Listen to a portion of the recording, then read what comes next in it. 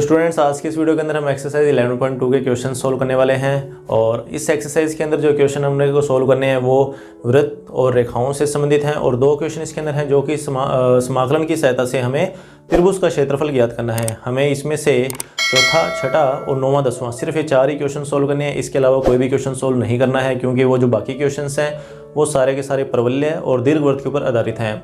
अच्छा, अब ये क्वेश्चन सोल्व किस तरीके से करने हैं, तो 11.1 के लिए तो हमने देखा था कि सिर्फ एक ही वक्र था। उस एक वक्र से संबंधित हमने बंद एरिया एक देखा और उसका क्षेत्रफल हमने ज्ञात किया। लेकिन आज इस वीडियो के अंदर हम ऐसे वक्रों का क्षेत्रफल ज्ञात करेंगे जो दो वक्रों के लिए, दो वक्रों का जो मध्यवर्ती क्षेत्र होगा, कि दो वक्र हमें मिलेंगे और उनके बीच का जो क्षेत्र होगा उसको ज्ञात करना होगा। तो उसको ज्ञात करने के लिए यहाँ पर अभी 3-4 बातें जो हमें काफ़ी इंपॉर्टेंट है, जो ध्यान में रखनी है। तो क्वेश्चन स्टार्ट करते हैं और उसी के साथ ही क्वेश्चन के साथ साथ में वो बातें मैं आपको साथ साथ बताता रहूँगा। तो शुरुआत करते हैं सबसे पहले तो अपने चौथे क्वेश्चन के साथ। देखिए, इस क्वेश्चन के अंदर हमें वक्र जो दे रखा है, एक तो रेखा का समीकरण दे रखा है और साथ में एक वृत्त का समीकरण दे रखा है। और एक्स अक्ष के मध्यवर्ती क्षेत्र जो कि प्रथम चतुर्थांश में इसमें लिखा हुआ है कि प्रथम चतुर्थांश के मध्य जो भी क्षेत्र बनेगा उसका क्षेत्रफल ज्ञात करना है। देखिए, हमें यहाँ पर एक तो वृत्त की समीकरण दे रखी है x² + y² बराबर 16, और एक हमें रेखा का समीकरण दे रखा है y बराबर x। तो इन दोनों से संबंधित, ठीक है, इन दोनों से संबंधित जो भी क्षेत्र होगा जो कि x अक्ष से परिबद्ध होगा, x अक्ष से परिबद्ध मतलब x अक्ष को साथ में शामिल करना है और प्रथम चतुर्थांश में होना चाहिए। डायग्राम बनाएंगे, लेकिन डायग्राम से पहले एक बहुत ही इंपॉर्टेंट चीज़ है जो अपने को यहाँ पर समझनी है। तो वो देखिए, वो है क्या।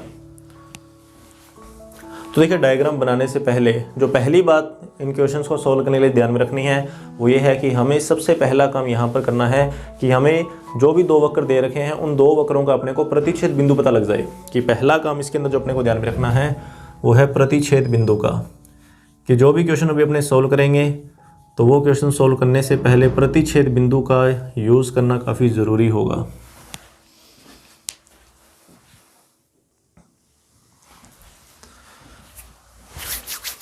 तो पहला काम अपना यहाँ पर रहेगा कि प्रतिच्छेद बिंदु ज्ञात करना। सबसे इंपॉर्टेंट चीज़ यही है कि डायग्राम बनाने से पहले हम प्रतिच्छेद बिंदु को ज्ञात कर लें। तो देखिए किस तरीके से ये प्रतिच्छेद बिंदु ज्ञात करेंगे।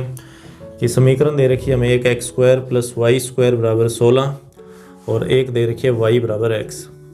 तो समीकरण 1 और समीकरण 2, सबसे पहले तो इनको सोल्व करके x और y के मान निकालने हैं। प्रतिच्छेद बिंदु को ज्ञात करने का मतलब है कि x और y के हम मान ज्ञात कर लें इन दोनों समीकरणों से। तो बेनिष्ठ बिंदु ज्ञात करते हैं, तो लिखेंगे समीकरण 1 व 2 से। तो y बराबर x है, तो यहाँ पर y का मान अपने लिख देंगे x। तो ये बनेगा x² प्लस में x² बराबर 16, तो 2x² बराबर 16, x² बराबर 8, तो x बराबर आएगा ±√8, या यूँ कहें कि x बराबर आएगा ±2√2। ठीक है, ये तो x का मान हो गया। अब अपने को इसी तरीके से y का मान मिल जाएगा।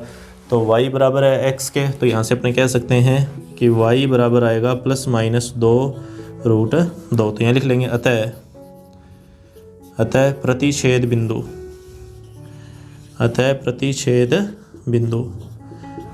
तो प्लस के लिए प्लस, माइनस के लिए माइनस ले लेंगे। तो 2√2, 2√2, एक तो ये, और दूसरा आया -2√2 -2√2, इस तरीके से।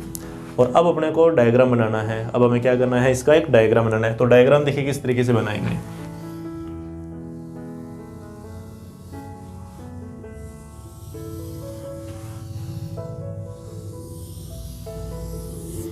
तो पहले तो अपने एक वृत्त का डायग्राम बनाएंगे, क्योंकि x² + y² बराबर में 16 ये वृत्त के समीकरण का एक मानक रूप है जिसका केंद्र होता है 0,0 और त्रिज्या का मान कैसे निकलता है, तो सामने जो संख्या दी हुई है उसका वर्गमूल। ये अपने को दे रखा है, यहाँ लिख लेते हैं साइड में, कि x² + y² बराबर 16। तो यहाँ से केंद्र के निर्देशांक, तो केंद्र के निर्देशांक है 0,0 और त्रिज्या का मान आएगा कितना, 4, 16 का वर्गमूल। तो ये हमने एक वृत्त यहाँ पर बना दिया। ये यहाँ इसका केंद्र बिंदु हो जाएगा मूल बिंदु पर, और ये टोटल जो दूरी है जो कि वृत्त की त्रिज्या ये 4 इकाई के बराबर हो जाएगी। ये दूरी 4 के बराबर है। इसको नाम दे देंगे A और ए बिंदु के निर्देशांक अगर लिखना चाहो तो लिख सकते हैं 4,0। ठीक है। अब ये जो रेखा है y बराबर x, हमें रेखा दे रखी है y बराबर x, तो y बराबर x जो रेखा है वो इन दो बिंदुओं पर इस वृत्त को प्रतिच्छेद करके जाएगी। इसका ये फ़ायदा हो जाएगा कि हमें रेखा का जो भी डायग्राम है वो आसानी से पता लग जाएगा कि कहाँ से जाएगा, रेखा का डायग्राम किस तरीके से बनेगा। तो ये दो बिंदु 2√2 देखिए, ये भी पॉजिटिव और ये भी पॉजिटिव मतलब प्रथम चतुर्थांश, और ये नेगेटिव और ये नेगेटिव मतलब तीसरा चतुर्थांश। तो पहले और तीसरे चतुर्थांश से रेखा को गुजारना है, वृत्त को काट कर जाएगी। और इसमें कोई भी कांस्टेंट वाला पद नहीं है, प्लस माइनस में कोई भी कांस्टेंट नहीं, तो इसका मतलब मूल बिंदु से जाएगी। तो रेखा का समीकरण, जो रेखा का डायग्राम वो इस तरीके से बनेगा। ये है y बराबर x के लिए। तो ये जो बिंदु है ये वाला, ठीक है, जो कि प्रथम चतुर्थांश के अंदर है, ये तो ये वाला होगा कि 2√2,2 और इसी तरीके से जो यहाँ पर बिंदु आएगा ये माइनस के अंदर आ जाएगा। यहाँ लिखना चाहो तो लिख सकते हैं, तो लिख देते हैं माइनस का 2√2 फिर कोमा माइनस 2√2। इसको कोई नाम देना चाहो तो नाम दे दो b। इसको नाम वैसे ज़रूरत नहीं है इसको नाम देने की, पर फिर भी लिखना चाहो तो लिख देना c। तो वृत्त बना दिया हमने, रेखा की रचना भी कर दी, एक्स अक्ष यहाँ पर बनाई हुआ है। ठीक है, एक्स अक्ष बनाई हुआ है। और प्रथम चतुर्थांश के अंदर अब देखना है दोनों का मध्यवर्ती क्षेत्र कौन सा है। एक तो वृत्त, एक रेखा, प्रथम चतुर्थांश और एक्स अक्ष। ठीक है, इन चार बातों से कौन सा क्षेत्र परिबद्ध हो रहा है वो देखना अपने को। तो हमें क्या करना है, सिर्फ इस आकृति का क्षेत्रफल ज्ञात करना है, इस आकृति का। मतलब जो क्वेश्चन के जो लैंग्वेज है, क्वेश्चन की जो लैंग्वेज है उस लैंग्वेज के अकॉर्डिंग इसमें सारी बातें शामिल है। मतलब इस छायांकित भाग के अंदर रेखा भी है, वृत्त भी है, एक्स अक्ष भी है और प्रथम चतुर्थांश भी है। तो अब इसको ज्ञात कैसे करेंगे, तो अब इसको ज्ञात देखो कैसे करना है। तो पहला जो पॉइंट मैंने बताया कि सबसे पहले तो प्रतिच्छेद बिंदु ज्ञात करना है। प्रतिच्छेद बिंदु ज्ञात हो जाने के बाद में डायग्राम बना लेंगे। अब तीसरी जो बात अपने को जो इम्पोर्टेंट यहाँ पर ध्यान में रखनी है वो ये कि अब हमें एक लंब खींचना है। इसके बाद में एक अपने को लंब की रचना करनी है। ठीक है, किसकी रचना करनी है, लंब की रचना। मतलब ये जो प्रतिच्छेद बिंदु आया, ठीक है, ये दो बिंदु आए, लेकिन इसकी तो बात ही नहीं करनी अपने को, क्योंकि अपने को तो प्रथम चतुर्थांश का ही क्षेत्रफल ज्ञात करना है। प्रथम चतुर्थांश में जो भी भाग है, तो इस बिंदु से लंब खींच देंगे नीचे एक्स अक्ष के ऊपर। ये तीसरी इंपॉर्टेंट बात है जो अपने को ध्यान में रखनी है कि यहाँ पर अपने को एक 90 डिग्री की लाइन बनानी है। इसको नाम दे देंगे m। यहाँ लिखना चाहो तो लिख देंगे कि BM लंबवत है OA के। ठीक है, BM लंबवत है OA के। और फिर अपने क्या करेंगे, M के निर्देशांक लिखेंगे, M बिंदु के। ये जो M बिंदु है इसके निर्देशांक, तो देखिए M बिंदु के लिए y का मान तो 0 आएगा क्योंकि x अक्ष के ऊपर है, और x का जो मान है वो ये वाला, ये x का मान 2√2। ठीक है, ये M बिंदु के निर्देशांक हो गए। और अब अपने को आगे की प्रक्रिया करनी है जो कि हमने काम किया था 11.1 में। ठीक है, 11.2 के लिए जो नई बातें थी वो ये थी, ये तीन बातें कि सबसे पहले प्रतिच्छेद बिंदु ज्ञात कर लो, इसी के आधार पर डायग्राम बना लो, फिर इसमें जो भी हिस्सा छायांकित करना है वो कर दो, और फिर उसके बाद में एक लंब की रचना करके लंब पाद के निर्देशांक लिख दो। अब अपने 11.1 पे चलेंगे। 11.1 का जो काम वो करना अपने को कि अब हमें यहाँ पर दो अलग अलग हिस्से दिखाई दे रहे हैं। अब अपने को दो जैसे वक्र दे रखे हैं, ठीक है, एक रेखा का वाला वक्र है और एक वृत्त वाला वक्र है, तो दोनों का अलग अलग मान अपने को निकालना पड़ेगा 11.1 से। तो इस डायग्राम को अपने बड़ा बना लेते हैं यहाँ पर।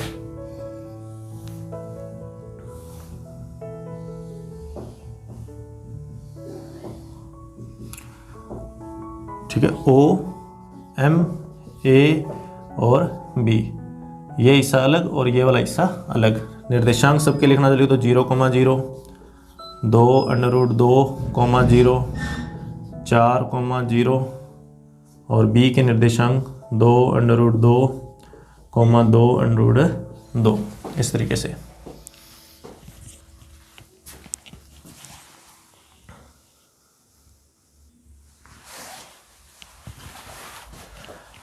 तो इस डायग्राम को यहाँ पर हमने अलग से बना दिया। अब इसका क्षेत्रफल ज्ञात करने के लिए 11.1 के कौन कौन से तरीके हमने काम में लिए थे, तो उन्हीं की बात फिर से करनी है। हमें यहाँ पर दो अलग अलग अल्पांश भी बनाने पड़ेंगे। दो वक्र हैं तो दो अल्पांश बनेंगे। 11.1 में एक ही वक्र था तो एक अल्पांश लिया था, यहाँ पर दो वक्र हैं तो दो अल्पांश ले लेंगे। एक अल्पांश तो रेखा के लिए बनेगा और एक बनेगा वृत्त के लिए। मतलब इस हिस्से के लिए अल्पांश अलग बनेगा और इस हिस्से के लिए अल्पांश अलग बनेगा। तो एक तो मैंने यहाँ पर एक अल्पांश बनाया, ये अल्पांश है रेखा के लिए, ध्यान देना रेखा के लिए ये अल्पांश है, और ये वाला जो अल्पांश होगा इधर वाला, ये अल्पांश जो है वो वृत्त के लिए है। तो दोनों अल्पांशों के लिए अलग अलग सीमाएं रहेंगी कि ये अल्पांश जो है वो इस O बिंदु से लेकर BM तक जा सकता है, और इधर वाला जो अल्पांश है वो BM से लेकर इस A बिंदु तक रह सकता है। ठीक है कि ये वाला अल्पांश इस तरफ नहीं आएगा और ये वाला अल्पांश जो है वो इस A बिंदु को भी क्रॉस नहीं करेगा, सिर्फ BMA के अंदर रहेगा ये वाला अल्पांश, और ये अल्पांश जो है ये OBM के अंदर रहेगा। तो दोनों अल्पांशों के लिए अलग अलग सीमाएं हैं, दोनों अल्पांशों के लिए अलग अलग सीमाएं। और अब सूत्र देखना कैसे बनेगा, यहाँ लिखेंगे कि आकृति, अब कौन सी आकृति का क्षेत्रफल निकालना है, तो OMABO का, OMABO, ठीक है, इस आकृति का क्षेत्रफल, इस आकृति का जो क्षेत्रफल है, ठीक है, ये क्षेत्रफल, अब ये क्षेत्रफल बराबर किसके होगा, तो ये दो क्षेत्रफलों के योग के बराबर है। कौन कौन सा है, तो एरिया ऑफ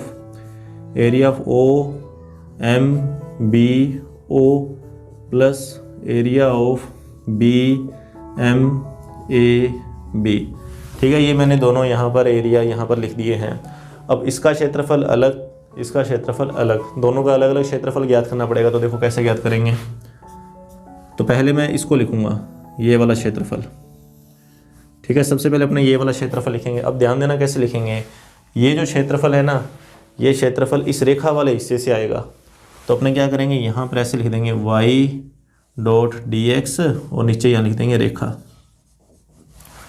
ठीक है, इस फर्स्ट के लिए dx इसलिए लगाया है क्योंकि हम अल्पांश वगैरह जो ले रहे हैं वो x अक्ष से ले रहे हैं। ठीक है, x अक्ष के ऊपर ले रहे हैं, या ये जो भी क्षेत्र परिबद्ध हुआ है ये x अक्ष से हुआ है, इसलिए अपने यहाँ पर dx का यूज़ कर रहे हैं। और dx का यूज़ करो तो यहाँ पर y लिखना पड़ेगा, और ये y कौन सा है, ये रेखा वाला y है। अब देखना सीमाओं के मान कैसे आएंगे, तो सीमाएं जो हैं वो x के मानों के आधार पर ही लिखी जाती हैं कि यहाँ पर अगर dx है तो x के जो मान होते हैं वो यहाँ पर सीमाएं बनती हैं। तो अब इस अल्पांश को जब हम यहाँ स्टार्टिंग पर लेकर आएंगे, O बिंदु पर लेकर आएंगे, प्रारंभिक बिंदु पर लेकर आएंगे, तो यहाँ x का मान 0 है, और ये अल्पांश जब BM तक पहुँच जाएगा, अंतिम तक, चरम तक पहुँच जाएगा, उस समय x का जो मान है वो 2√2 है। x का जो मान है वो कितना है, 2√2। ध्यान देना, अगर यहाँ पर dx है तो हमें यहाँ पर x के मान लिखने हैं सीमाओं के। अगर यहाँ पर dx है तो हमें किसके मान लिखने हैं, x के मान लिखने हैं। और वो कैसे पता लगेगा, वो स्टार्टिंग और एंडिंग से पता लगेगा कि ये स्टार्टिंग पॉइंट पर x का मान 0 है तो 0 लिख दिया, और एंडिंग पर 2√2 है तो 2√2 यहाँ आ जाएगा। फिर प्लस का निशान, अब फिर से y.dx, लेकिन इस बार ये जो y है ये वृत्त के लिए है। ठीक है, दूसरे अल्पांश के लिए अपने इसको लिख रहे हैं, और दूसरे अल्पांश के लिए अब लिमिट क्या आएगी, तो इस अल्पांश को जब मैं यहाँ लेकर आऊँगा BM पर, तो x का मान 2√2 है तो यहाँ 2√2 आ जाएगा, और एंडिंग पॉइंट A पर रहेगा तो यहाँ x का मान कितना है, 4 है। बस अब अपने को y के मान यहाँ से निकाल के वहाँ लिखने हैं, और फिर इसका क्या करना है, समाकलन करना है। तो देखिए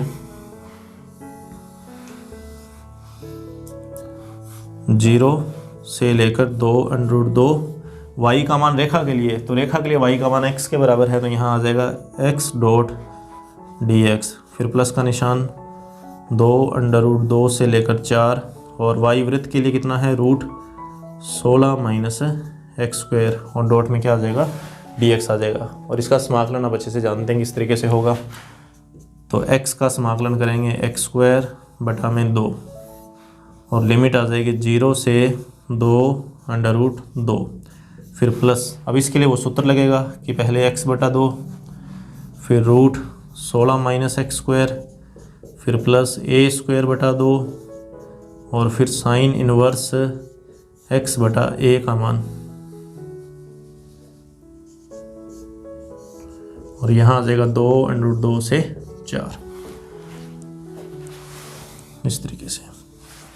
तो इस तरफ तो x, अब उच्च सीमा और निम्न सीमा लिख के इसको सोल्व करना है। तो उच्च सीमा 2√2 पहले x की जगह लिखेंगे, तो ये जो 2√2 जब यहाँ लिखेंगे तो 2√2 का स्क्वायर 8, और 8 में 2 का भाग दूंगा तो कितना आ जाएगा 4, और 0 पे ये 0 हो जाएगा सारा, तो माइनस में 0 आ जाएगा। फिर प्लस का निशान, प्लस का निशान, ठीक है। अब उच्च सीमा यहाँ से 4 है तो हर जगह 4 लिखना है। ये पहला पद 0 हो जाएगा क्योंकि 16 माइनस यहाँ पे 4 की स्क्वायर आएगी, तो 4 की स्क्वायर 16, ये पद 0 हो गया। यहाँ पर 4 लिखें तो 4/4 1, तो साइन इनवर्स 1, साइन इनवर्स 1 का मान 90 डिग्री π/2, और ये 16/2 की जगह 8 आ जाएगा, 16/2 की जगह 8 आ जाएगा। ये 0 हो गया, ये 0 हो गया, 16/2 की जगह 8 आ जाएगा, और यहाँ साइन इनवर्स 1 बनेगा और वो 90 डिग्री मतलब π/2। फिर माइनस का निशान। अब नीचे वाली लिमिट को हर जगह लिखना है, नीचे वाली लिमिट को हर जगह लिखना है। तो पहले 2/2 जो है वो यहाँ इस x की जगह लिखेंगे, तो यहाँ पर 2/2 लिखेंगे तो 2 से 2 कट जाएगा, सिर्फ √2 रह जाएगा, और यहाँ पर 2/2 की स्क्वायर 8, 16 माइनस 8, फिर 8 का वर्गमूल 2/2, तो गुणा में आ जाएगा 2/2। अब ये प्लस का निशान यहाँ पर लिखेंगे, लेकिन बाहर माइनस चल रहा है पूरे के आगे, तो माइनस आ जाएगा, 16/2 की जगह 8 आ जाएगा, फिर इंटू, और साइन इनवर्स यहाँ x की जगह 2/2, तो 2/2 में 4 का भाग देना है, 2/2 में 4 का भाग देना है, तो 1/2 रह जाएगा सिर्फ। आप प्रमेयीकरण से जैसे भी इसको सोल्व कर सकते हैं, आसानी से सोल्व हो जाएगा। यहाँ पर 2/2 लिखना, नीचे 4 है, ठीक है, और इसका प्रमेयीकरण करके देख लेना, साइन इनवर्स 1/2 बचेगा कि 2/2 और बटा में 4, वैसे इसको काट लेना तो नीचे 2 रह जाएगा। फिर √2 में √2 के बटा में जब 2 लिखेंगे तो नीचे वाले 2 को √2 इंटू √2 लिखेंगे, 1/2 कट जाएगा तो 1/2 रह जाएगा। यहाँ पर क्या बचेगा, साइन इनवर्स 1/2, और साइन इनवर्स 1/2 का मान होता है π/4 45 डिग्री। और अब इसके बाद में तो कैलकुलेशन आप अपने हिसाब से सोल्व कर लीजिए। ये कितना बन जाएगा, ये बन जाएगा 4, यहाँ पर तो 4 आ जाएगा, ये बनेगा 4π, 2 से 8 कटेगा 4π, और इधर 4 से 8 कटेगा तो 2π, तो 4π माइनस में 2π, तो सिर्फ 2π रह जाएगा, यहाँ पर रह जाएगा 2π इन दोनों की जगह, और माइनस में यहाँ आ जाएगा 4, 2π माइनस का 4, ठीक है, 2π माइनस का 4, और ये 4 माइनस 0, ये 4 माइनस 0 कितना 4, यहाँ पर 4 आ गया, प्लस 4π में से ये 2π घटाया तो कितना आ गया 2π, और ये माइनस का 4, इससे ये भी गया, तो इसका जो फाइनल आंसर है वो कितना आ जाएगा 2π वर्ग इकाई। इस तरीके से।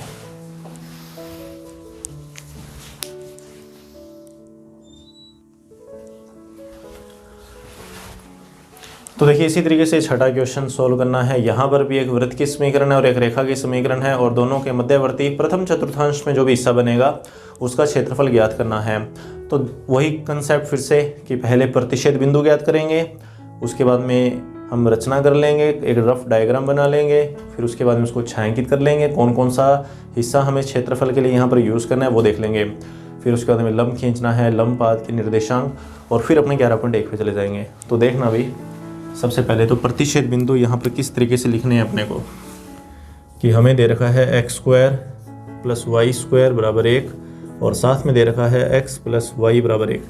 तो समीकरण 1 और समीकरण नंबर 2, समीकरण 1 और 2 को हल करना है। तो यहाँ लिखेंगे समीकरण नंबर, यहाँ से देखना, यहाँ से आप y का मान निकाल लीजिए, तो y का मान आएगा 1 - x, ठीक है, y का मान आया 1 - x, तो ये y का मान यहाँ समीकरण 1 में, तो यहाँ लिखेंगे समीकरण 1 में y का मान रखने पर, समीकरण 1 में y का मान, तो देखो x² प्लस फिर 1 - x का होल स्क्वायर बराबर 1, तो x² प्लस इसको खोल लेंगे तो ये बनेगा 1 माइनस का 2x प्लस का x² बराबर 1, 1 से ये गया x² और ये x², ये बनेगा 2x² माइनस का ये 2x बराबर 0, कॉमन निकालेंगे 2x, तो अंदर बनेगा x - 1 बराबर 0, और दोनों को बारी बारी से 0 रखेंगे तो x का मान एक तो आ गया 0 और एक x का मान आ गया 1, ठीक है, ये x के 2 मान आ गए। अब इन दोनों के संगत अपने किसका मान निकालेंगे, y का मान निकालेंगे। तो अब ये जो दोनों मान, यहाँ इसको समीकरण नंबर 3 दे दो, तो यहाँ लिखेंगे समीकरण 3 से तो y बराबर, अब समीकरण नंबर 3 से y का मान क्या आएगा, तो x का मान जैसे ये 0 है तो ये 0 यहाँ लिखूंगा, तो y बराबर आएगा 1 - 0, और x का मान जैसे 1 है तो यहाँ लिखा है 1, तो y का मान 1 माइनस 1 0, इस तरीके से। ठीक है, x का मान 0 उसके संगत y का मान 1 आया है, और x का मान जब 1 है उसके संगत y का मान कितना है 0 आया है, इस तरीके से। ठीक है, और इसके संगत ये, तो अपने क्या लिखेंगे प्रतिच्छेद बिंदु, यहाँ लिख लेते हैं प्रतिच्छेद बिंदु, प्रतिच्छेद बिंदु। तो 0,1 0,1 और 1,0। ठीक है, ये दो बिंदु हमारे पास प्रतिच्छेद बिंदु के आ गए। और अब अपने को रचना करनी है, अब अपने डायग्राम बना लेंगे कि सबसे पहले तो प्रतिच्छेद बिंदु हमें पता लग जाए, और प्रतिच्छेद बिंदु को अपने डायग्राम बनाना बहुत ही आसान हो जाता है। देखिए ये वर्त का समीकरण वही मानक रूप दे रखा है, केंद्र के निर्देशांक 0,0 और त्रिज्या जो है वो सामने वाली संख्या का वर्गमूल, तो सामने 1 दिया हुआ है तो 1 का वर्गमूल 1, तो इकाई त्रिज्या का वर्त अपने को बनाना है। तो इकाई त्रिज्या का एक वर्त बना लेंगे।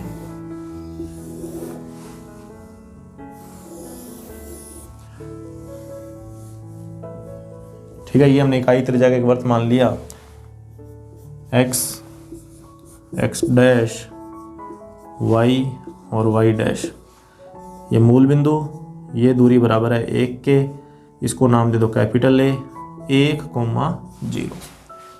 ठीक है, तो प्रतिच्छेद बिंदु बनाने अब रेखा इसको प्रतिच्छेद करके जाएगी दो बिंदुओं पे, रेखा इन दो बिंदुओं पे प्रतिच्छेद करके जाएगी। ये वाली जो रेखा समीकरण दे रखा है, रेखा का समीकरण है, ये इस वर्त को दो बिंदुओं पे प्रतिच्छेद करेगा। एक बिंदु तो 0,1 और एक बिंदु है 1,0। 1,0 अपने को दिखाई दे रहा है, ये जो बिंदु है 1,0 ये वाला। 0,1 कहाँ पर आएगा, तो 0,1 आएगा यहाँ इस जगह, इसको नाम देते हैं B, 0,1। तो रेखा यहाँ इस तरीके से बनेगी। ठीक है, ये हमने रेखा की रचना कर दी है। तो अब अपने को देखना है, ठीक है, ये तो हो गया, प्रतिच्छेद बिंदु भी बन गए, और सॉरी प्रतिच्छेद बिंदु तो आ ही गए थे, रचना हो गई हमारे पास। अब कौन सा क्षेत्रफल ज्ञात करना है उसकी बात करनी है ना। क्षेत्रफल कौन सा ज्ञात करना है, तो दोनों के मध्यवर्ती वृत्त और रेखा के मध्यवर्ती क्षेत्र जो प्रथम चतुर्थांश में हो, मतलब हमें इस क्षेत्र का क्षेत्रफल ज्ञात करना है, हमें इस क्षेत्र का क्षेत्रफल ज्ञात करना है। तो अब ये देखो क्षेत्रफल अपने ज्ञात कैसे करेंगे, तो इसका क्षेत्रफल ज्ञात करने के लिए, अच्छा वो लंब वाली बात, ठीक है, इसके बाद में क्षेत्रफल छायांकित दिशा बना दिया। लंब खींचना होता है ना, कहाँ से, प्रतिच्छेद बिंदु से अक्षों पे लंब खींचना होता है। तो अब वो जरूरत ही नहीं पड़ेगी, क्योंकि ये एक प्रतिच्छेद बिंदु यहाँ से पहले से ही x अक्ष के ऊपर एक लंब है, ये OB। ठीक है, OB जो पहले से ही लंब है, और A बिंदु से x अक्ष पे लंब खींच ही नहीं पाएंगे, क्योंकि वो बिंदु A जो है वो x अक्ष के ऊपर ही है, तो लंब की यहाँ पर अब जरूरत ही नहीं पड़ेगी। अब अपने डायरेक्ट इसका क्षेत्रफल ज्ञात करेंगे। लेकिन अब इस चीज़ को समझना कि अब अपने ये क्षेत्रफल ज्ञात कैसे करेंगे। अभी भी हमारे पास वैसे तो दो आकृतियां हैं, कि एक आकृति तो रेखा की है और एक आकृति जो वो किसकी है, वृत्त की है। कंसेप्ट यहाँ पर समझना, यहाँ पर क्या है, जब भी इस तरीके के दो प्रतिच्छेद बिंदु आ जाते हैं, जब भी इस तरीके के दो प्रतिच्छेद बिंदु आ जाते हैं, तो सीधा सा एक तरीका याद में रखना कि ऊपर वाले में से नीचे वाले को माइनस करना है। सिर्फ सिंपल सी बात है जो अपने को ध्यान में रखनी है कि यहाँ पर आप डायरेक्ट यहाँ लिखेंगे कि अभिष्ट छायांकित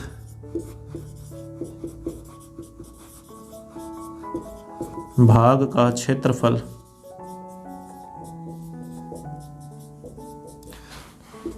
बिल्कुल सिंपल है, कभी भी गलत नहीं होगा। ये कंसेप्ट जो तरीका मैं बता रहा हूँ कि y.dx तो लिखना ही लिखना है, y.dx। ठीक है, ये तो दोनों में आ जाएगा। ऊपर वाले में से नीचे वाले को माइनस कर देना कि इस छाया के हिस्से में जो ऊपर वाला हिस्सा है, मतलब वृत्त वाला, तो ये वृत्त वाला हिस्सा, नीचे वाला हिस्सा रेखा का, तो ये रेखा वाला। रही बात लिमिट की, ठीक है, लिमिट की बात रही। अब लिमिट को किस तरीके से अपने यहाँ पर हैंडल करें, तो लिमिट में तो कोई ज़्यादा सोचने की जरूरत नहीं, हमें तो सिर्फ x के मान चाहिए। हमें किसके मान चाहिए, x के मान। सिंपल सा तरीका है देखना, इस बिंदु पे x का मान कितना है, 0 है ना, तो 0। ठीक है, दोनों के लिए सेम ही लिमिट रहेगी, क्योंकि दोनों का प्रतिच्छेद बिंदु हमारे को साफ दिखाई दे रहा है यहाँ। इसी के अकॉर्डिंग हमें क्षेत्रफल ज्ञात करना है। ठीक है, एक यहाँ और एक यहाँ, सेम लिमिट आ जाएगी ऊपर। अब अपने को यहाँ देखना है, तो अब इस जगह पे x का मान कितना है, 1 है ना, तो यहाँ पर 1। बस अब इसमें यहाँ पर y के मान लेकर इसको सोल्व कर लेना, आंसर आ जाएगा। ज़्यादा कुछ सोचने की अपने को ज़रूरत नहीं है यहाँ पर। बस ऊपर वाले में से नीचे वाले को क्या करना, माइनस करना। एक सिंपल सा तरीका ये ध्यान में रखिए। ये माइनस वाला जो कंसेप्ट है, जो माइनस वाला एक्चुअल में जो कंसेप्ट है, ये तब यूज़ किया जाता है जब 2% बिंदु इस तरीके से आ जाएं, दोनों के दोनों इंक्लूड हों क्षेत्रफल ज्ञात करने के लिए। इससे पहले जो क्वेश्चन किया था वहाँ पर भी प्रतिशत बिंदु एक ही आया था, लेकिन वहाँ पर 2% बिंदु आए थे, लेकिन हमने सिर्फ एक का ही यूज़ किया था। तो वहाँ वो प्लस वाला मेथड रहता है, लेकिन जब 2% बिंदु हों और दोनों का ही यूज़ करना हो तो इस तरीके से माइनस का कंसेप्ट रहता है। एक्चुअल में तो होता तो ये इस तरीके से है कि पहले हम वृत्त वाला हिस्सा, मतलब ये एक्चुअल के अंदर तो इस तरीके से है कि ये वृत्त है जैसे, ठीक है, यहाँ पर बना ही ले अपने कि पहले तो अपने क्या करेंगे, इस पूरी आकृति का क्षेत्रफल ज्ञात करेंगे। अगर अपने पूरी डिटेल की बात करें तो पहले तो इस पूरे चतुर्थांश का क्षेत्रफल ज्ञात करते हैं और फिर अपने क्या करते हैं, जब यहाँ पर एक लाइन खींच देते हैं ये वाली, तो फिर इस आकृति का क्षेत्रफल ज्ञात कर लेते हैं त्रिभुज का, और दोनों को फिर माइनस करेंगे ना तो ये ऊपर वाला हिस्सा रह जाएगा। तो वो डायरेक्ट अपने यहाँ पर समझ सकते हैं कि अपने को क्या करना है। अपने को पूरा डिटेल में करने की जरूरत नहीं है कि अपने सोचेंगे पहले इस पूरे चतुर्थांश का क्षेत्रफल ज्ञात करें, फिर अपने इस त्रिभुज का क्षेत्रफल ज्ञात करें और फिर दोनों को माइनस कर दें। ऐसे अलग अलग दिखाने की जरूरत नहीं है, डायरेक्ट लिखिए, बिल्कुल सही होगा।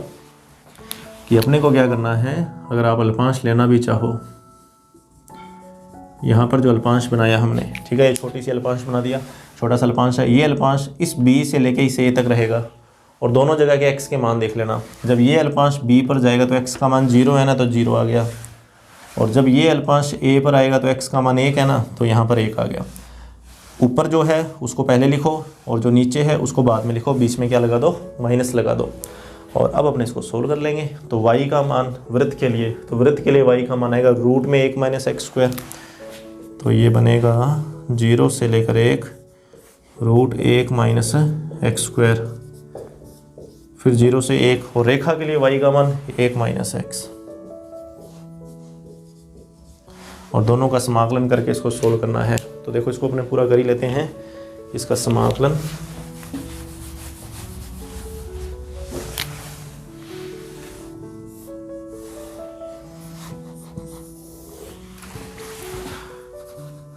तो इसका जो समाकलन है वो बनेगा x बटा 2 root 1 minus X square plus a square बटा 2 साइन इनवर्स x बटा a, तो a का मान 1, और जो लिमिट है वो 0 से 1 है, फिर माइनस 1 का समाकलन x और x का समाकलन x स्क्वायर बटा 2, लिमिट 0 से 1। और अब उच्च सीमा और निम्न सीमा को लेकर इसको हल करना है। तो पहले 1 लिखेंगे, ये 0 हो जाएगा 1 लिखने पे, उच्च सीमा का मान 1 है, ये 0 हो जाएगा क्योंकि यहाँ पर 1 आएगा ना, तो 1 माइनस 1 0, 1 का स्क्वायर 1 होता है ना, तो ये तो 0 हो गया। यहाँ पर 1 लिखेंगे अपने, तो साइन इनवर्स 1 बटा 1 90 डिग्री पाई बटा 2, तो ये बनेगा यह 0, फिर प्लस 1 बटा 2, ये 90 डिग्री मतलब पाई बटा 2, फिर माइनस लगा के 0 लिखना है। 0 पे सारा 0 हो जाएगा क्योंकि यहाँ पर 0 लिखूँगा तो ये पद 0, यहाँ 0 लिखूँगा तो साइन इनवर्स 0, ये भी 0 बन जाएगा, ये लो, फिर माइनस। अब ये जो 1 है वो यहाँ लिखना है, तो 1 माइनस 1 बटा 2, और 0 पे ये भी क्या हो जाएगा, सारा का सारा 0 हो जाएगा, ठीक है, ये सारा का सारा पद 0 हो जाएगा। तो क्या बना, पाई बटा 4 माइनस, इसको हल करूँगा कितना आएगा, 1 बटा 2 वर्ग इकाई। आगे हल करने की जरूरत नहीं है, लघुत्तम लेना चाहे तो लघुत्तम ले सकते हो, इसके अलावा कुछ इसमें हल होगा नहीं। तो ये इसका फाइनल आंसर है।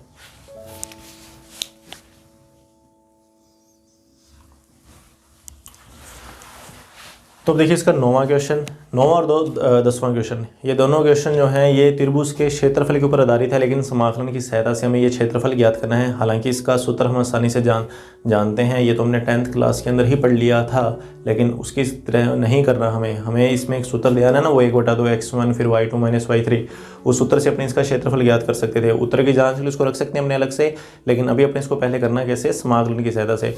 तो समाकलन की सहायता से त्रिभुज का क्षेत्रफल किस तरीके से ज्ञात किया जाएगा, इसमें 2 तरीके के क्वेश्चन हैं। एक तो ये मैंने लिखी रखा है जहाँ पर आपको शीर्षों निर्देशांक दे रखे हैं, और जो 10वां क्वेश्चन उसमें आपको भुजाओं की समीकरण दे रखी है।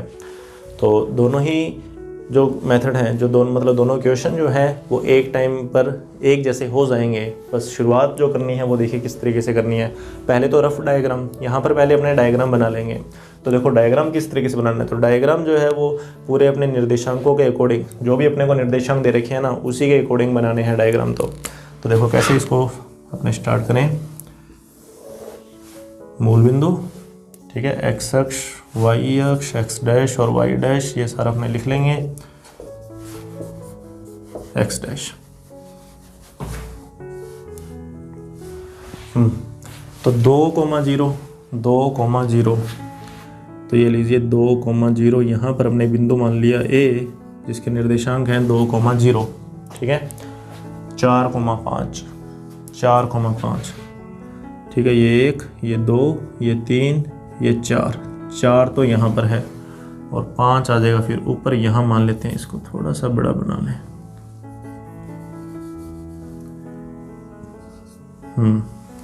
तो 1, 2, 3, 4, 5, तो दोनों की सीध मिला देंगे, यहाँ पर आ जाएगा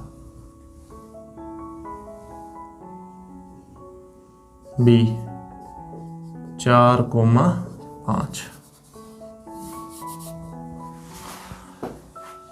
और 6,3, 6,3, हाँ 6 यहाँ हो गया, 3 ये,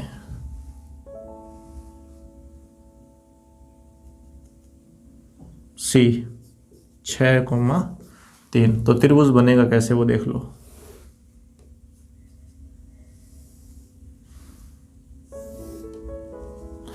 तो हमें इस त्रिभुज का क्षेत्रफल निकालना है और वो भी समाकलन की सहायता से।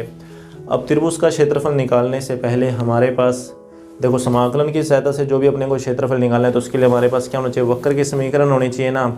तो यहाँ पर भी अपने को क्या करना है, त्रिभुज की तीनों भुजाओं के पहले तो अपने को समीकरण लिखने पड़ेंगे, ठीक है। सबसे पहले तो हमारे पास वक्र तो हो जिसका समाकलन अपने कर सकें, तो यहाँ लिखेंगे सबसे पहले ए बी भुजा का समीकरण, ए बी भुजा का समीकरण।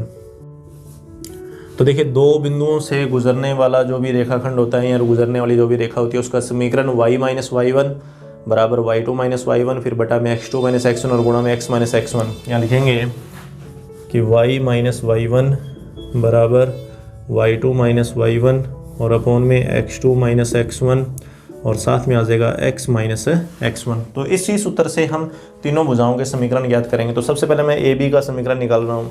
तो x1 y1 वो x2 y2, मैं डायरेक्ट सूत्र के अंदर मान लिखूंगा, समझना इस चीज़ को, y माइनस में y1 बराबर y2 माइनस y1 तो 5 minus 0, x2 minus x1 4 minus 2 और फिर x माइनस x1 मतलब x माइनस 2। तो यहाँ से y का मान, तो y का मान 5 बटा में ये 2, 5 बटा में 2 और x माइनस 2, बस इतना ही रखिए इसको, ज़्यादा एक बार इसको हल नहीं करना, ध्यान देना, इसको हल नहीं करेंगे। ये समीकरण किसका आ गया, ए बी का समीकरण आ गया। अब इसी प्रकार से अपने को बी सी और फिर ए सी के समीकरण निकालने। तो बी सी का समीकरण अब लिखेंगे, बी सी भुजा का समीकरण, बी सी भुजा का समीकरण। तो y minus y1 B C, y minus y1 बराबर y2 minus y1, y2 minus y1 फिर x2 माइनस x1 और फिर x माइनस x1 और इसको हल करेंगे तो y बराबर ये 5 माइनस का है ना, ये 5 उधर जाके प्लस का हो जाएगा, फिर यहाँ पर प्लस 3 माइनस 5 माइनस का 2, 6 माइनस 4 2 और x माइनस 4 ये कैंसिल हो जाएगा, ठीक है। माइनस का 1 माइनस के अंदर गुणा कर देंगे तो y बराबर 5 फिर माइनस, ठीक है, ये कैंसिल हुआ, माइनस का 1 तो माइनस 1 का जब मैं अंदर गुणा करूँगा तो x माइनस का हो जाएगा और ये 4 प्लस का हो जाएगा। तो अपने कह सकते हैं कि y बराबर आ गया 9 माइनस x, ठीक है, y बराबर 9 माइनस x। ये बी सी का समीकरण है, ये किसका समीकरण है, बी सी का। और अब अपने को निकालना है ए सी का समीकरण। अब अपने को ए सी का समीकरण निकालना है तो यहाँ लिखेंगे इसी प्रकार ए सी का समीकरण निकल जाएगा। तो ए सी, इसी प्रकार ए सी की बात कर रहा हूँ मैं। तो y माइनस y1, तो ये लो y minus y1, y2 minus y1, x2 minus x1 फिर x माइनस x1। तो y बराबर 3/4 x माइनस 2, ज़्यादा हल नहीं करेंगे, बस इतना ही रखेंगे इसको। तो ये ए सी का समीकरण है, ठीक है। कि समाकलन का यूज़ करना है तो समाकलन करना है तो किसी वक्र का ही तो होगा, तो वक्र के लिए भुजाओं के समीकरण हमारे पास होने चाहिए। अब देखो, अब इसको आगे किस तरीके से सोल्व करेंगे। अब अपने को क्या करना है, बी और सी से, बी बिंदु से और सी बिंदु से एक्स अक्ष पे एक लंब खींचना है, यहाँ से लंब खींच देंगे, ठीक है, ये यहाँ इसको मिल जाएगा।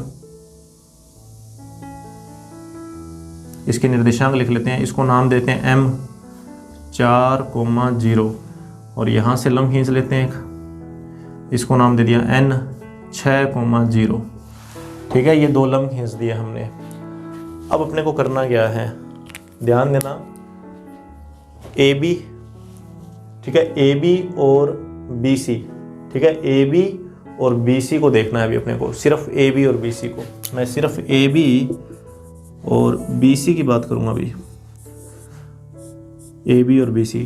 तो AB और BC में एक ही प्रतिच्छेद बिंदु है, AB और BC में एक ही प्रतिच्छेद बिंदु है। जहाँ पर एक प्रतिच्छेद बिंदु आएगा वहाँ पर अपने जोड़ कर देंगे, वहाँ पर अपने क्या कर देंगे, जोड़ कर देंगे। और वो देखो किस तरीके से लिखेंगे, ठीक है, B बिंदु कॉमन है ना दोनों में, तो अगर एक ही बिंदु कॉमन है तो अपने प्लस लिखेंगे। तो देखो कैसे,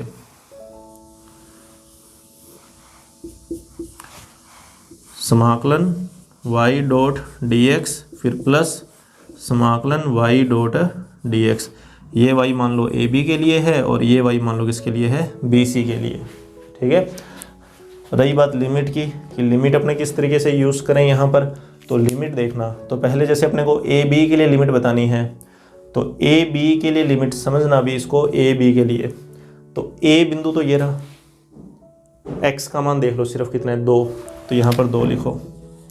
और B बिंदु लास्ट B है ना, तो B बिंदु वहाँ पर है, तो इस B के लिए x का मान कितना है, 4 है ना, तो चाहे तो यहाँ नीचे आ जाओ, तो x का मान 4 है B बिंदु के लिए, तो यहाँ 4 आ गया।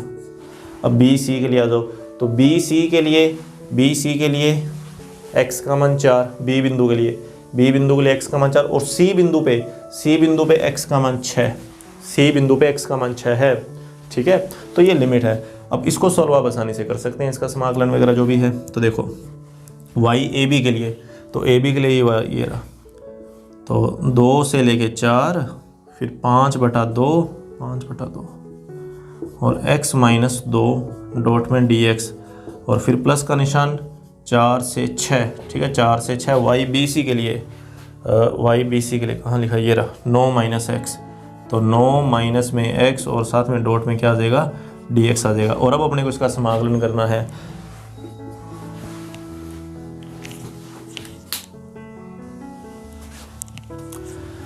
तो अब अपने इसका समाकलन करेंगे, तो 5/2 x का समाकलन आ जाएगा x² 2 की जगह आ जाएगा 2x समाकलन के अंदर। ठीक है, और ये 2 से 4, फिर प्लस 9 के लिए समाकलन आएगा 9x और x का समाकलन x² 2 लिमिट 4 से 6। और अब अपने को उच्च सीमा और निम्न सीमा यहाँ पर लिख के इसको सोल्व करना है। तो देखना कैलकुलेशन थोड़ी ध्यान से करें, 5/2 तो इस 4 को लिखना है यहाँ x की जगह, तो 4 की स्क्वायर 16/2 कितना 8 आ गया, माइनस यहाँ पर भी 4 लिखना है, तो 2 चौकी 8, तो 8 - 8 0, ये पहला पद 0 हो गया।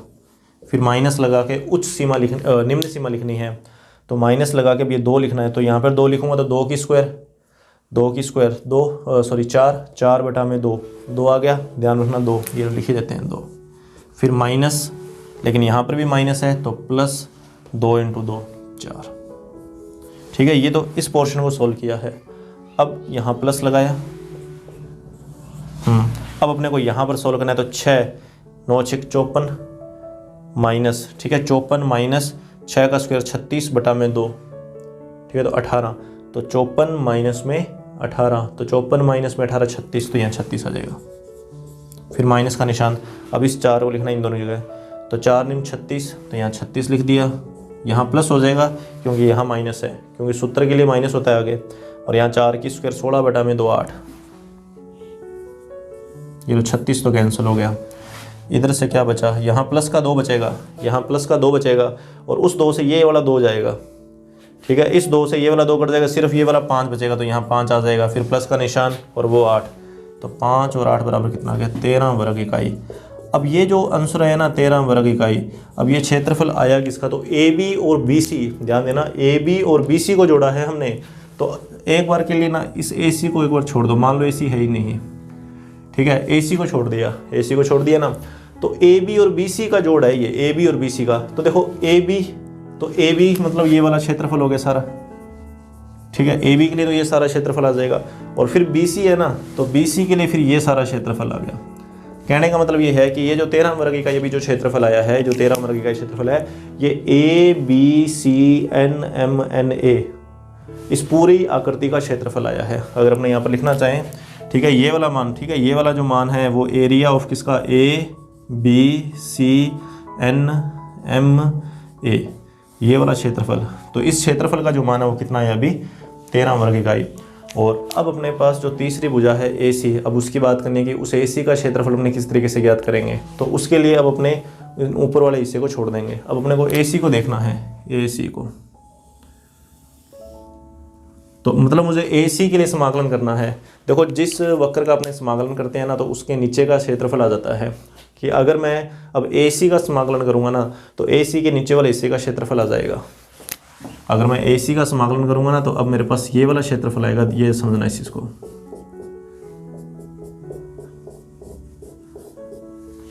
किसका समाकलन करूँगा मैं अभी, ए सी का। और ए सी का समाकलन करने से क्षेत्रफल कौन सा आएगा, जो ए सी के नीचे है, ए सी के नीचे, जो ए सी से कवर हो रहा है नीचे की तरफ एक्स अक्ष के द्वारा।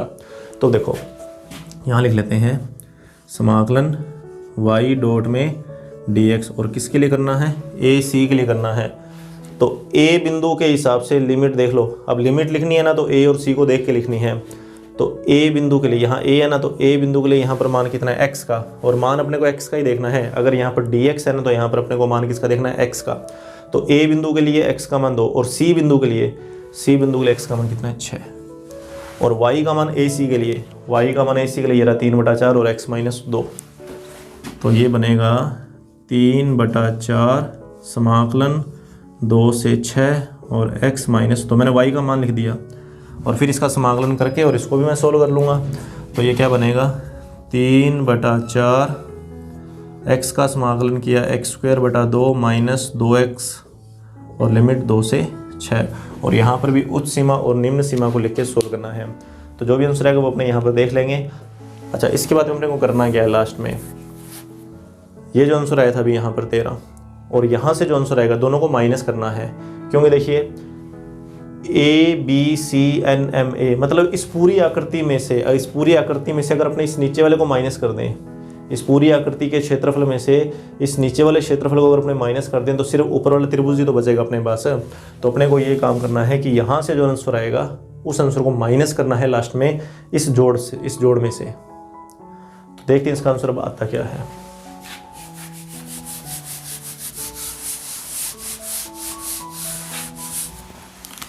तो 3/4,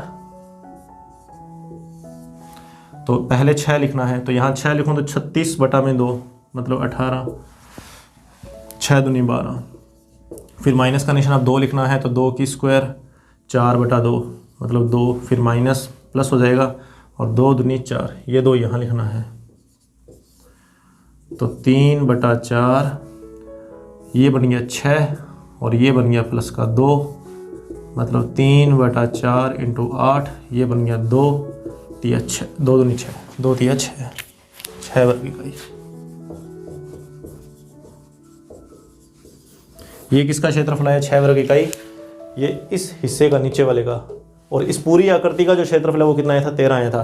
तो अपने क्या करेंगे, 13 में से 6 को माइनस कर देंगे। तो 13 में से 6 को माइनस करेंगे तो लास्ट में जो 7 बचेगा, वो 7 इस त्रिभुज ए बी सी का क्या है, क्षेत्रफल है। तो यहाँ लिखेंगे त्रिभुज ए बी सी का जो क्षेत्रफल है, त्रिभुज ए बी सी, इसका जो भी क्षेत्रफल आएगा वो 13 - 6 बराबर कितना आ जाएगा, 7 वर्ग इकाई। हालांकि एग्जाम्पल वगैरह इसमें दे रखा है, आप उस एग्जाम्पल को भी देख लेना। और अभी अपने एक क्वेश्चन इसका और सोल्व करेंगे, 10वां क्वेश्चन। उससे ये मेथड जो है कि किन को जोड़ना है और किसको घटाना है वो अपने को अच्छे से समझ में आ जाएगा।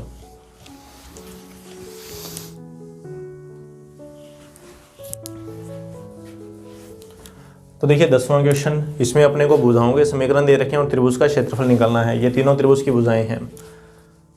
तो जब अपने को वक्र दे रखा हो, या यूं कहें कि अपने को भुजाओं के समीकरण जो भी यहाँ वक्र के रूप में ही एक तरीके से रेखा का ही तो समीकरण है ये, अपने को क्या करना है, सबसे पहले काम तो वही पुराने वाला मेथड कि प्रतिशत बिंदु, ठीक है, हमें सबसे पहले तो क्या करना है, प्रतिशत बिंदु के निर्देशांक ज्ञात करने हैं। तो देखिए अपने सबसे पहला काम कि प्रतिच्छेद बिंदु के निर्देशांक, यहाँ लिख लेंगे कि प्रतिच्छेद बिंदु के निर्देशांक ज्ञात करने पर, ठीक है, हम सबसे पहले तो प्रतिच्छेद बिंदु के निर्देशांक, तो 3 भुजाएं हैं तो तीनों के लिए प्रतिच्छेद बिंदु कि तीनों कहाँ प्रतिच्छेद कर रही हैं तभी तो त्रिभुज बनेगा। तो देखो कैसे, समीकरण 1, 2 और 3, ठीक है, समीकरण 1, 2 व 3। पहले तो हम इनको लिख लेते हैं क्रम से। देखो 3x - 2y + 3 = 0, दूसरी x + 2y - 7 = 0, और फिर x - 2y + 1 = 0, ठीक है, समीकरण 1, समीकरण 2, समीकरण 3। और बिल्कुल ही आसान है प्रतिच्छेद बिंदु ज्ञात करना। यहाँ पर मान दिए ही इसी प्रकार से हैं कि सब कुछ आपस में कैंसिल हो जाए। तो देखो कैसे, देखो समीकरण 1 और पहले 2 को सोल्व कर लेते हैं, ठीक है, 1 और 2 यहाँ लिखेंगे कि समीकरण 1 व 2 के लिए, ठीक है, समीकरण 1 व 2 के लिए। तो 1 और 2 में ध्यान से देखो, समीकरण 1 और 2 में, समीकरण 1 और 2 में ये 2y माइनस का और ये 2y प्लस का, ये डायरेक्ट कैंसिल हो जाएगा अगर मैं इन दोनों को जोड़ूंगा, ठीक है, 2y से 2y कट जाएगा, 3x और x हो जाएगा 4x, प्लस का 3 और माइनस का 7, माइनस का 4, तो यहाँ से x का मान आ गया कितना, 1, x का मान कितना, 1, और ये x का मान समीकरण 1 में लिख दो, ये x का मान कहाँ लिख दो, समीकरण 1 में, तो यहाँ से y का मान, तो ये 1 जब मैं यहाँ लिखूँगा तो 3 - 2y + 3 = 0, तो यहाँ से 6 - 2y = 0, यूँ कहें कि y का मान कितना, 3। तो पहला बिंदु, ठीक है, कि समीकरण 1 व समीकरण नंबर 2, इन दोनों के लिए प्रतिच्छेद बिंदु आ गया 1,3। समीकरण 1 और 2 के लिए प्रतिच्छेद बिंदु आ गया 1,3। अब अपने समीकरण नंबर 2 और समीकरण नंबर 3 को हल कर लेते हैं, समीकरण 2 व 3। तो समीकरण 2 व 3 के लिए, अब 2 व 3 में देखो यहाँ भी 2y प्लस का और यहाँ 2y माइनस का, 2y से 2y कट गया, x और x कितना हो जाएगा, 2x हो जाएगा, ये कट गया, ये माइनस का 6 बनेगा बराबर 0, तो यहाँ से x का मान कितना आ जाएगा, 3 आ जाएगा। और अब मुझे y का मान निकालना है, तो x का मान 3 मैं यहाँ लिख देता हूँ, ठीक है, समीकरण 2 में लिख दो चाहे समीकरण नंबर 3 में लिख दो, कहीं भी लिख देना, y का मान आ जाएगा। तो यहाँ पर जैसे मान लो मैंने 3 लिखा, तो 3 यहाँ लिखा, तो 3 + 2y - 7 = 0, तो 2y - 4 = 0, मतलब y का मान कितना आएगा, 2 आएगा। तो प्रतिच्छेद बिंदु आ गया 3,2, ठीक है, यहाँ लिख लेते हैं कि समीकरण नंबर 2 व समीकरण नंबर 3, इसके लिए प्रतिच्छेद बिंदु आ गया 3,2, 3,2। और अब अपने समीकरण 1 और 3 को हल कर लेते हैं, समीकरण 1 व समीकरण नंबर 3, समीकरण 1 व 3।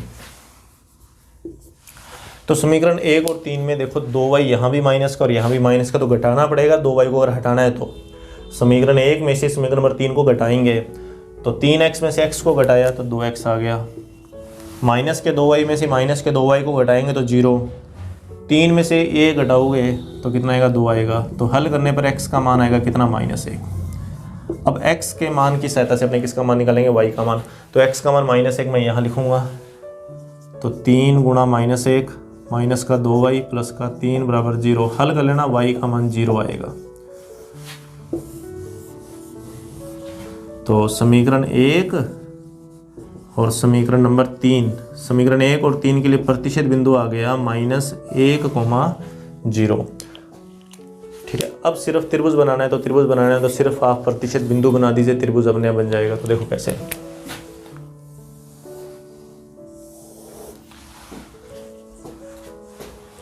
कहीं से मर्जी स्टार्ट कर लेना, जैसे 1,3 है, ये तो मूल बिंदु हो गया, 1,3, ये पहला बिंदु आ गया 1,3, ठीक है, यहां लिख लें क्या, 1,3, क्या नाम दोगे इसको, कुछ भी, जैसे ए नाम दे दिया, ठीक है, ए।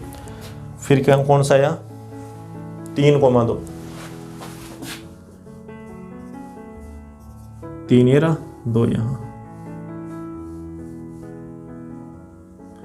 ये आ गया 3,2, जैसे इसको नाम दे दिया मैंने बी, ठीक है, ए आ गया, बी आ गया।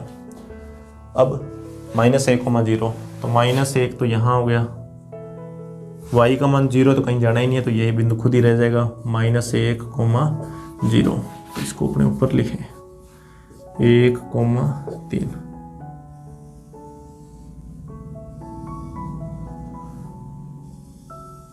ये लो, तो ये त्रिभुज बन जाएगा। और इस त्रिभुज का अपने को क्या करना है, क्षेत्रफल निकालना है। अब समझना कैसे करना है।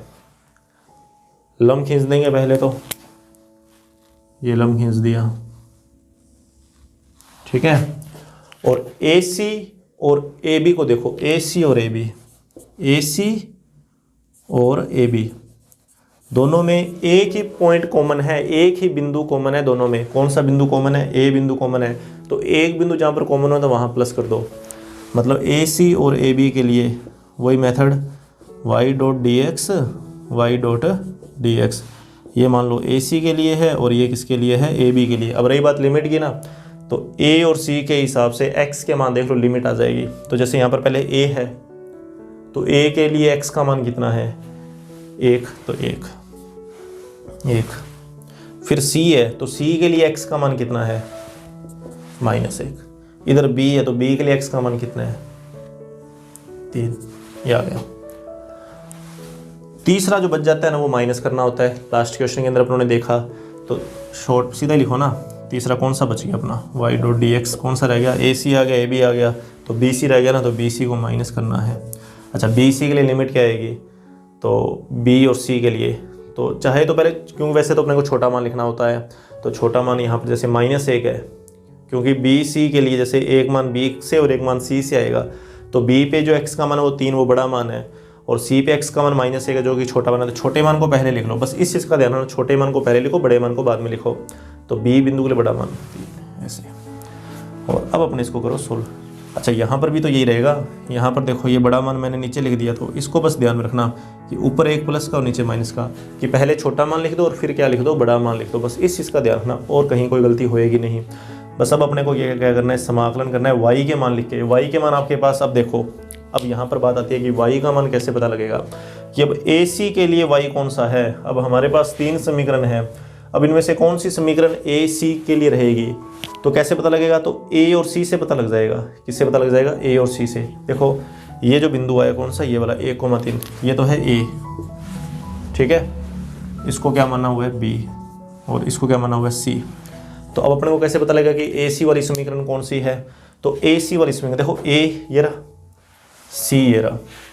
तो C में देखो इक्वेशन 1 और इक्वेशन 3 है, और A में इक्वेशन 1 और इक्वेशन 2 है। तो इक्वेशन नंबर 1, फर्स्ट इक्वेशन, ये जो AC है ना, ये इक्वेशन फर्स्ट वाला है। ऐसे अब AB का पता लग जाएगा। देखो, A और B में कॉमन देख लेना क्या है, ठीक है। कॉमन A में कॉमन है इक्वेशन सेकंड, और B में इक्वेशन सेकंड। देखो, इक्वेशन सेकंड कॉमन आ गई A और B में। A के अंदर ये 2 इक्वेशन है और B के अंदर ये 2 इक्वेशन है, तो इसका मतलब इक्वेशन सेकंड B के लिए हो जाएगी। ये है सेकंड इक्वेशन, इसका मतलब जो थर्ड इक्वेशन है वो ये वाली रहेगी। आगे का जो काम है वो खुद आप करके देखेंगे कि AC के लिए मैंने बोल दिया कि फर्स्ट इक्वेशन, यहाँ से y का मान निकाल लेना, यहाँ से y का मान। चलो इतना लिख ही देता हूँ मैं, ठीक है। डायग्राम तो इसकी जरूरत नहीं है अपने को। देखो, -1 से +1, YAC फर्स्ट इक्वेशन ये रहा। यहाँ से y का मान कितना आएगा? तो y का मान आएगा 3x + 3/2। ये मैंने y का मान लिख दिया। फिर प्लस का निशान, 1 से 3। सेकंड इक्वेशन के लिए y, यहाँ से y का मान कितना आएगा? तो यहाँ से y का मान आएगा 7 - x/2, और फिर माइनस किया हुआ है -1 से 3। BC थर्ड इक्वेशन, यहाँ से y का मान, तो यहाँ से y का मान आएगा x + 1/2, डॉट में क्या आ जाएगा? dx आ जाएगा। आगे का समाकलन वगैरह खुद कर ही सकते हैं। ये 2 तो बाहर आ जाएगा, 3x है तो x का समाकलन करना है x²/2, और 3 का 3x, लिमिट -1 से 1। फिर 2 बाहर आ जाएगा, ये वाला 7 की जगह आ जाएगा 7x, और x के लिए हो जाएगा x²/2, लिमिट 1 से 3। और फिर माइनस लगाकर फिर से ये 2 बाहर, x का समाकलन x²/2 प्लस, और 1 का क्या हो जाएगा, x हो जाएगा, और लिमिट -1 से 3। आगे ऊपर वाली सीमा और फिर माइनस लगा के नीचे वाली सीमा लिख देना, आंसर आ जाएगा। तो ये तो 11.2 के सारे क्वेश्चन सॉल्व हो चुके हैं। ठीक है, अब इसका जो नेक्स्ट पार्ट है उसमें विविध के अंदर जो भी अपने को क्वेश्चन करने हैं, विविध के सारे क्वेश्चन तो नहीं करने, हमें विविध में से चौथा क्वेश्चन और फिर 10वां, फिर 11वां और फिर 15वां। देखो चौथा क्वेश्चन जिसमें sin x अपने को दे रखा है और आगे 90 डिग्री से 270 डिग्री तक का क्षेत्रफल ज्ञात करना है। वही sin x का ग्राफ बना लेंगे और 90 डिग्री से 270 डिग्री तक का देख लेंगे कौन सा हिस्सा आता है, बात करेंगे इसकी भी अपने। और 10वां क्वेश्चन आज हमने किया, ये बिल्कुल उसी के ऊपर आधारित है, सेम रिजल्ट भी सेम ही रहेगा। तो 10वां क्वेश्चन आप खुद करके देखना इसका विविध का। 11वां त्रिभुज का क्षेत्रफल निकालना है, 9वें क्वेश्चन कितना हो जाएगा। तो 12वां और 15वां क्वेश्चन, ये 2 क्वेश्चन बचेंगे, इन 2 क्वेश्चंस को मैं सोल्व करवा दूंगा इसको विविध के।